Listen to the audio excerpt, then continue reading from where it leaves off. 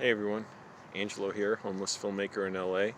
It's about 6:07 in the morning, son las 6:07 de la mañana.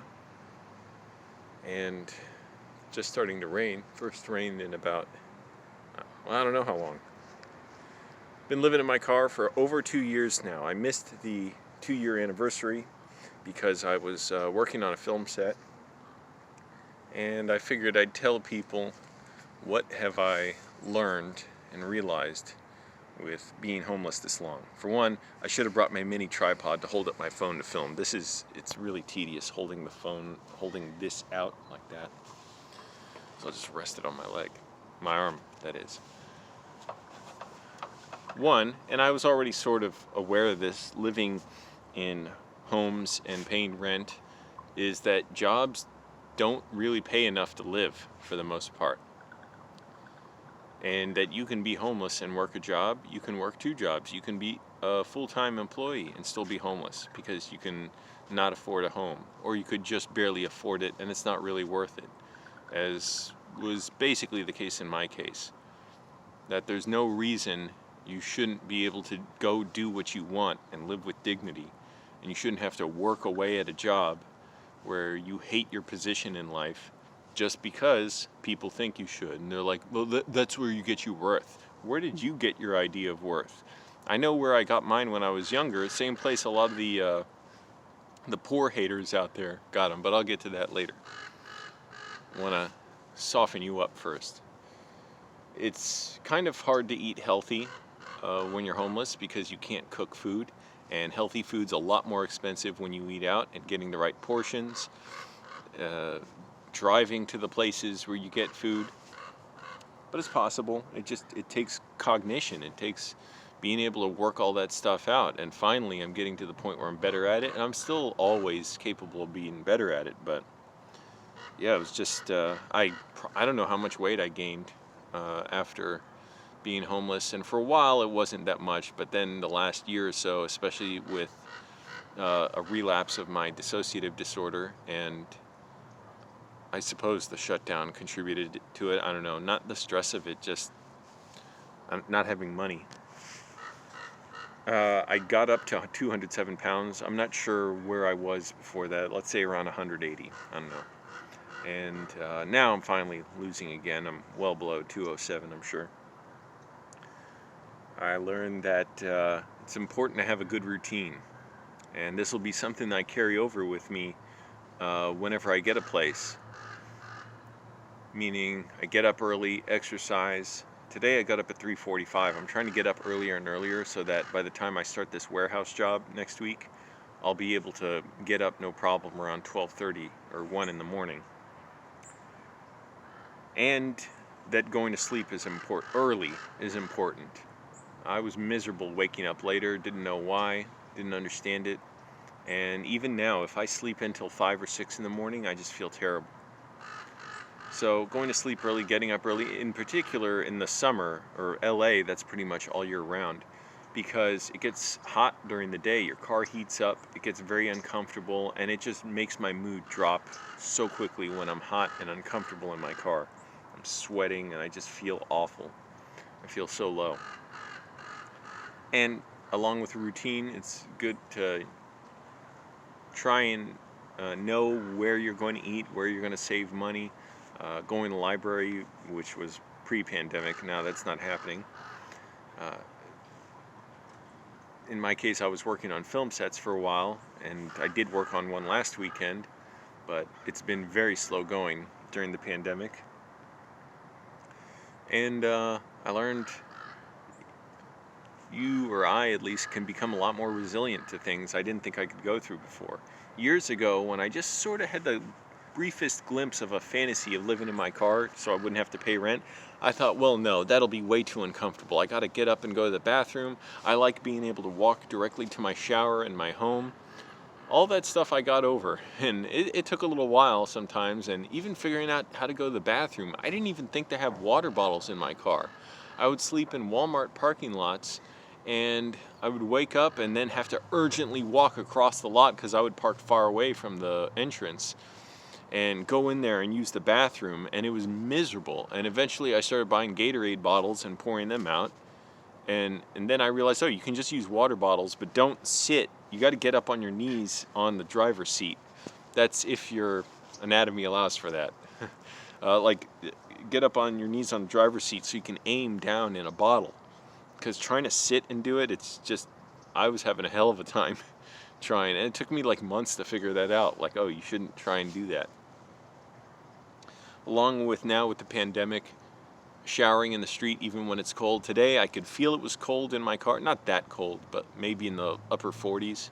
It's still a bit cold. I mean, you can't really see it. The camera blows out the detail in the sky, but it's cloudy out. Whenever it's cloudy, it's way cooler in LA. And I was like, I know, I'm going to be a little bit cold. I'll shower and get over it. And sure enough, once I started doing it, it's basically, I wasn't even shivering or anything. I know how to do it and almost make a game of it. Just enjoy it. Enjoy the game of it. I know to a lot of people, they can't imagine doing this, can't imagine living like this. For me, I got to have my dignity. I could not have that living with a landlord or even living under a landlord, even if they didn't live there, them knowing when I would pay them, them knowing, oh, if I need help with if I need something fixed or whatever, I got to go ask them and hope they're willing to do it, that knowing they don't want to spend the money on it. Living with roommates, couldn't stand living with roommates. Couldn't stand going to a job where my boss knows how much I make and knows I don't make enough to really live well, and that I just have to come in every week and nothing much is changing for me. Just the idea of that, I couldn't stand anymore. And so it's great being able to go after what I want, even under these limited circumstances, especially with the Trump virus going around, which is the shutdown. Film sets are not working. I was working on film sets pretty steadily for a year before the shutdown, and I was in LA about a year, a little under a year, before the shutdown came.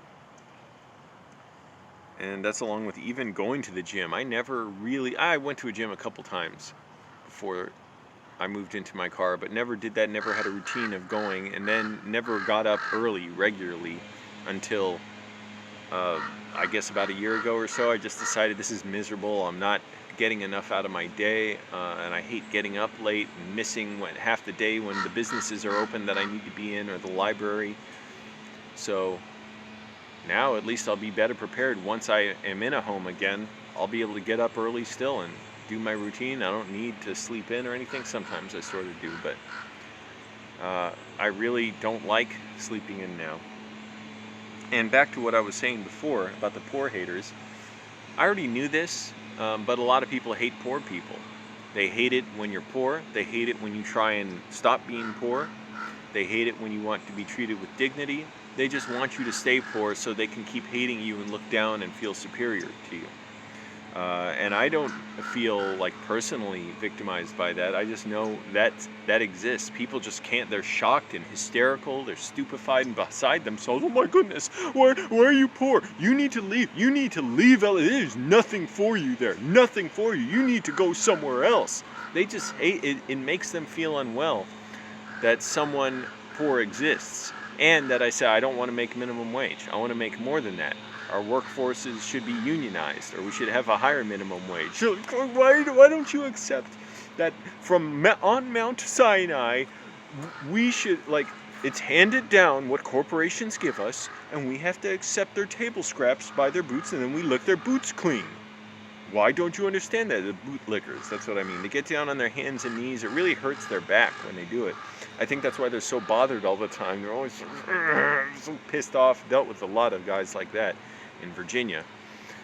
And they lick the boots clean of people who don't give a shit about them either.